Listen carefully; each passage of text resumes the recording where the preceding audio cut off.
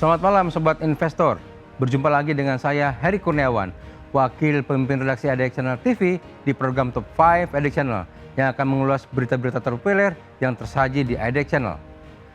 Penguatan sejumlah saham sektor teknologi, energi konsumsi hingga migas mewarnai sentimen pasar pada awal pekan ini. Hal tersebut ditopang berbagai katalis seperti right issue Jumbo Inet, masuknya Brand dan BRMS ke MSCI, dan momentum musiman yang mengangkat prospek SIDO. Selain itu, strategi besar Kementan memperkuat produksi pangan 2026 hingga langkah ekspansif Rukun Raharja atau Raja melalui sederet akuisisi dan proyek baru juga turut mendapat sorotan pasar. Kami sudah merangkum berita-berita terpopuler tersebut untuk Anda, Sobat Investor. Berikut Top 5 IDX Channel. Berita 1, saham Inet dan WIFI kompak melonjak, simak analisanya. Saham Inet dan WIFI mencatat penguatan signifikan pada perdagangan Senin 24 November 2025. Masing-masing melesat 21,30% dan 6,37% pada pertengahan sesi 1 perdagangan kemarin. Lonjakan ini didorong rencana right issue Jumbo yang akan dilakukan Inet, di mana pemegang saham pengendali akun telah menyatakan komitmen menyerap seluruh haknya hingga 3,2 triliun rupiah. Pengamat pasar modal Michael Yao menilai rencana penggunaan dana right issue menjadi faktor krusial yang menggerek sentimen positif, mencakup perluasan jaringan FTTH di Bali Lombok, pembangunan kabel laut Jakarta Batam Singapura, serta penambahan kapasitas backbone di Jawa. Menurutnya jika terlaksana, ekspansi ini tidak hanya memperkuat posisi Inet di industri, tetapi juga memberi efek pengungkit terhadap prospek induk usahanya, WIFI, terutama dalam strategi penetrasi Homepass secara nasional.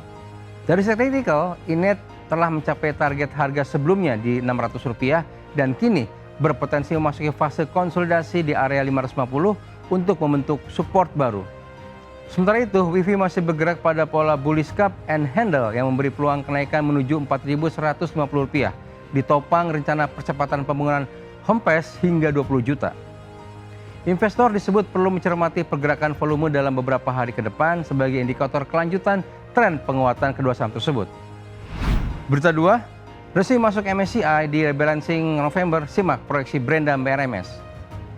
Perubahan komposisi MSCI Global Standard Indexes resmi berlaku Senin 24 November 2025 dan langsung menjadikan saham Brand serta BRMS masuk pusat perhatian investor institusi.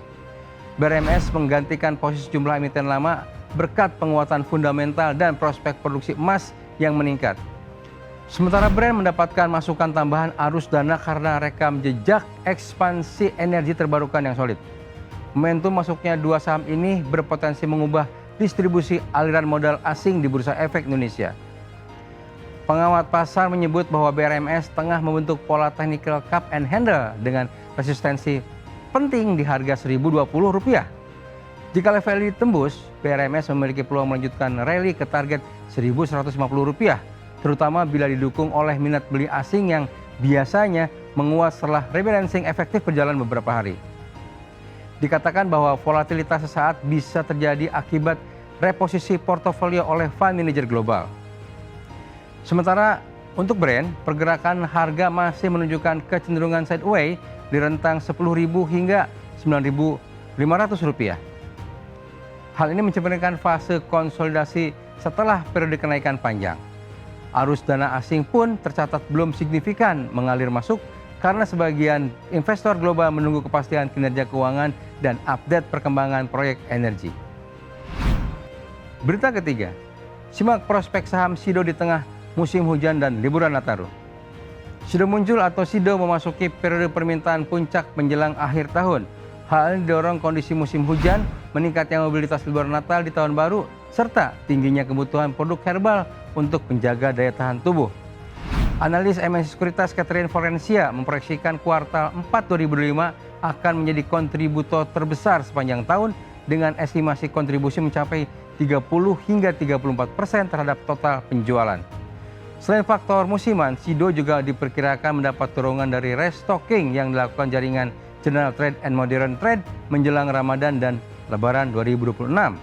Perpindahan sebagian permintaan ke akhir tahun ini berpotensi meningkatkan volume distribusi kuartal 4 sekaligus memperbaiki kapasitas penetrasi produk baru yang sedang dikembangkan perusahaan. Pemerintah yang tengah memperluas stimulus belanja kesehatan turut menjadi variabel tambahan bagi penguatan kinerja SIDO. Hingga kuartal ketiga 2025, SIDO mencatat pendapatan 2,7 triliun rupiah dan laba bersih 818,5 miliar rupiah. Masing-masing tumbuh 3,9% dan 5,2% secara tahunan. Dengan margin GPM 56,7% dan NPM 30%, perusahaan menunjukkan daya tahan yang kuat di tengah ketatnya persaingan industri consumer goods. MS Sekuritas mempertahankan rekomendasi buy dengan target harga Rp610 karena perusahaan dinilai berada dalam momentum pertumbuhan siklikal yang kuat menuju akhir tahun. Berita keempat, Kementan bakal pacu produksi kopi, kakao, susu hingga daging di tahun 2026. Kementerian Pertanian menyiapkan strategi besar untuk meningkatkan produksi pangan strategis pada 2026 dalam rangka memperkuat ketahanan pangan nasional dan mengurangi ketergantungan impor. Fokus utama tetap pada komoditas besar seperti beras, jagung, dan cabai. Tetapi pemerintah juga memperluas perhatian ke komoditas perkebunan dan peternakan seperti kopi, kakao, susu, dan daging sapi. Langkah ini sejalan dengan arah pembangunan pangan yang lebih diversifikasi dan berbasis pada rantai pasok. Target produksi 2026 cukup ambisius, yaitu beras sejumlah 34,77 juta ton, jagung sebanyak 18 juta ton, cabai 3,08 juta ton, bawang merah 2 juta ton, tebu 3,5 juta ton, serta kopi 786 ribu ton. Pemerintah juga menargetkan kakao 633 ribu ton, kelapa 2,89 juta ton, dan daging kerbau serta sapi 514 ribu ton. Dengan strategi peningkatan produktivitas lahan dan penguatan infrastruktur pasca panen, upaya ini akan diperkuat modernisasi alat mesin pertanian atau Alsintan, penyediaan benih unggul, hingga perbaikan sistem irigasi.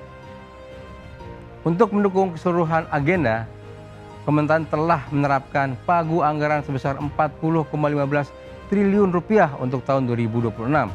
Selain menambahkan investasi pada sektor produksi, dana tersebut juga akan digunakan untuk memperluas program hilirisasi, memperkuat kelembagaan pertanian, serta menggenjot digitalisasi sistem pertanian nasional.